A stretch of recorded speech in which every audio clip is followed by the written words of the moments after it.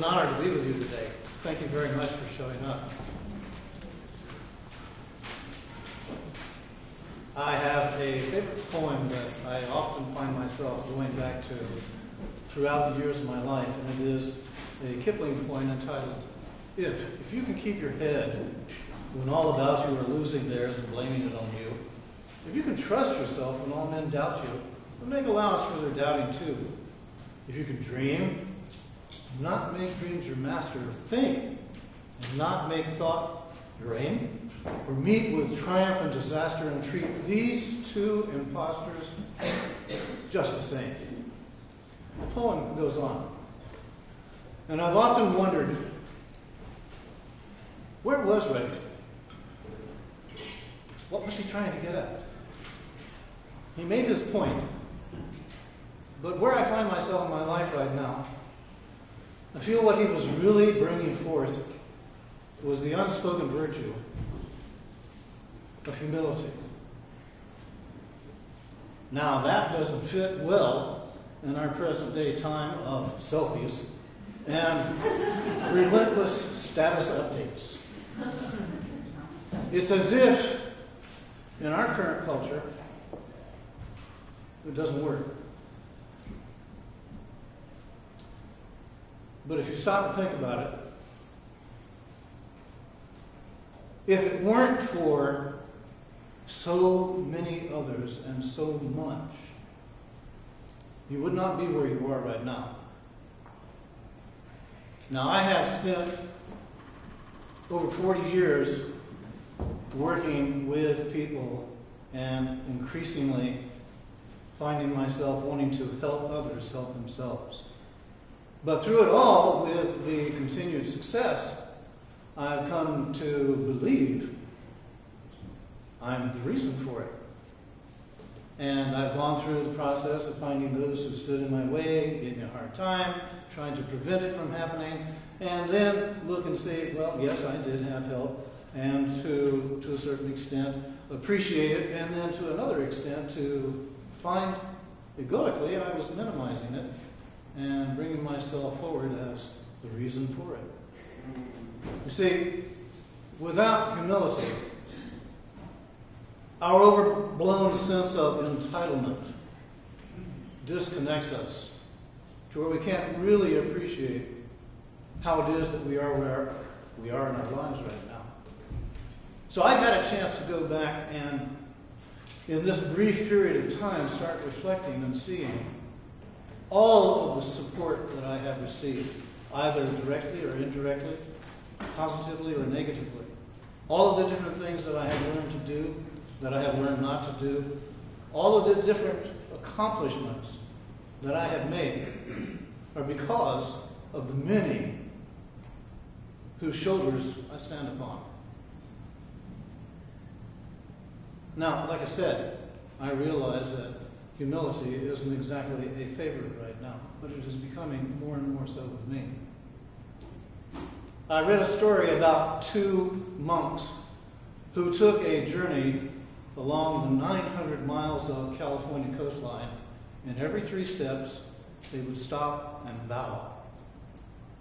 And they would bow in respect for what was there and as a commitment to showing this and living this.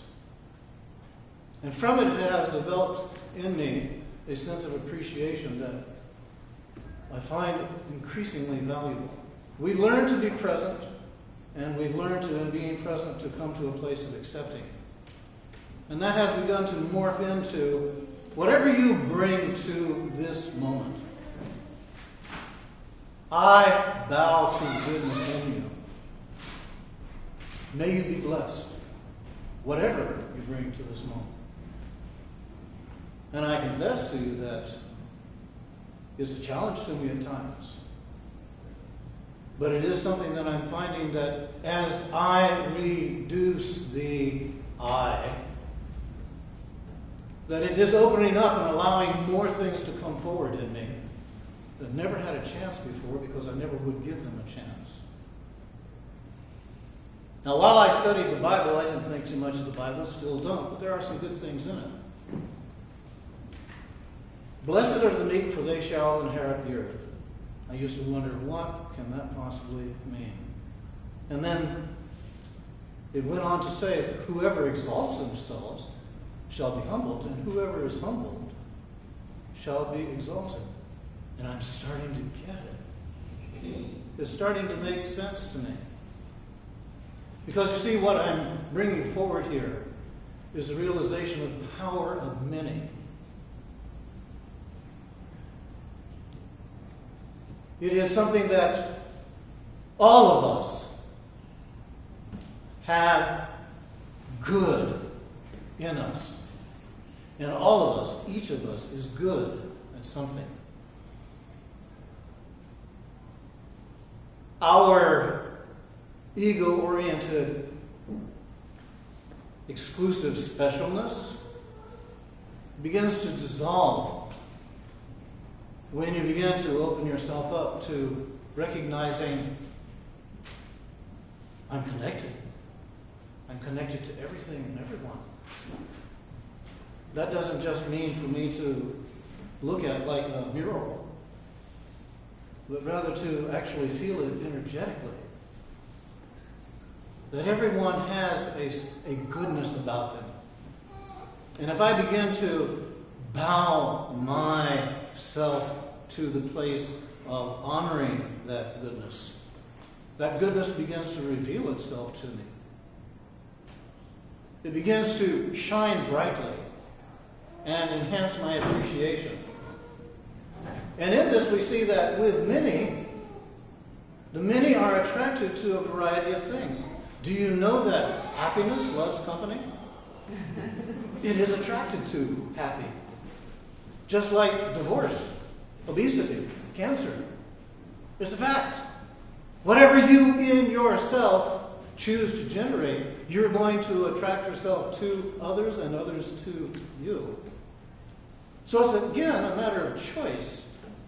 But it's a choice that brings you to a place of realizing everything you do ripples out from you and affects everything else. You see, really, everyone matters because everyone has something to give. As a matter of fact, Mother Teresa said that humility is the mother of all virtues.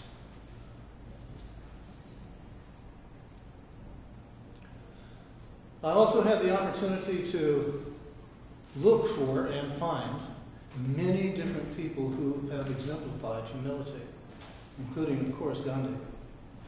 The little brown man at the time of his passing had less than 9 possessions. He wasn't the commander of armies. He didn't actually stand as a president of a country. But what he did is he brought freedom to his country. And in so doing, was recognized by the world's greatest. Another is, of course, Nelson Mandela. That man spent 27 years in a prison and in a cell that was about as big as my hands can stretch out and touch wall to wall. He was considered by those of his country to be a traitor and a terrorist. And when he came out, his first words were, "I stand not here before you as a prophet, but as a humble servant." Humble servant. The power of one. You see, the power of one makes direct reference to each and every one of us. Because the power of one reveals the unbounded capacity for inner transformation. If you bring the power of many and the power of one together, you come to realize that they are all brought together with greater significance through the virtue of humility. Everyone can find greatness and love. And right now, at a time when we are being encouraged to discover more about what unconditional love is, then it makes direct reference to our ability to go within and find this unbounded capacity for inner transformation through the power of love.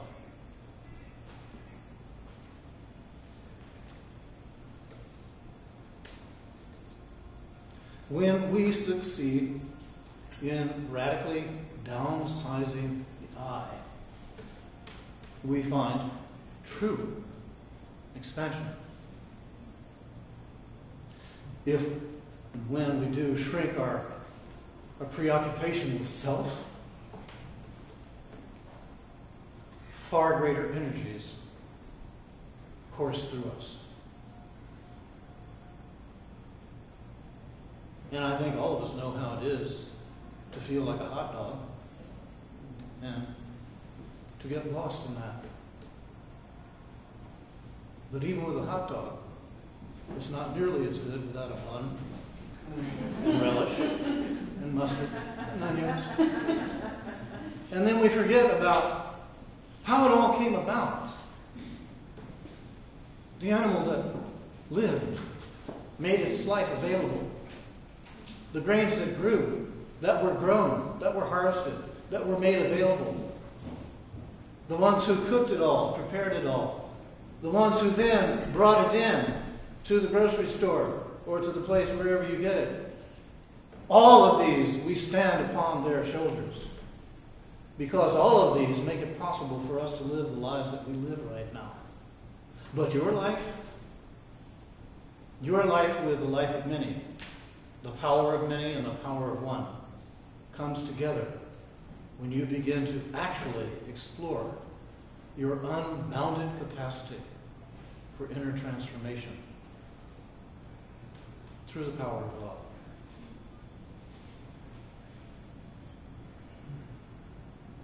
May I be a guard to those who need protection, a guide for those who are on the path, a healing medicine for all who are sick, and for the boundless multitudes of living beings. May I bring sustenance and awakening.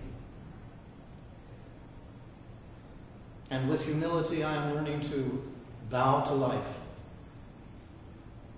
bow to others' point of view, and bow to our inner connection.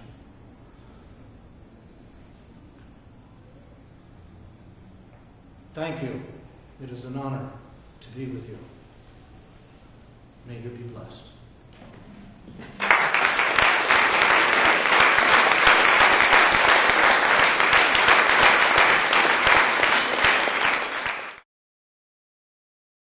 For more information about the Metaphysical Church of Enlightenment or the Rodin Foundation, please go to our website at www.rodin.org. If you have been inspired by the revelations shared in these podcasts, please donate to the Rodin Foundation's ongoing efforts to help others help themselves at www.rodin.org/donate.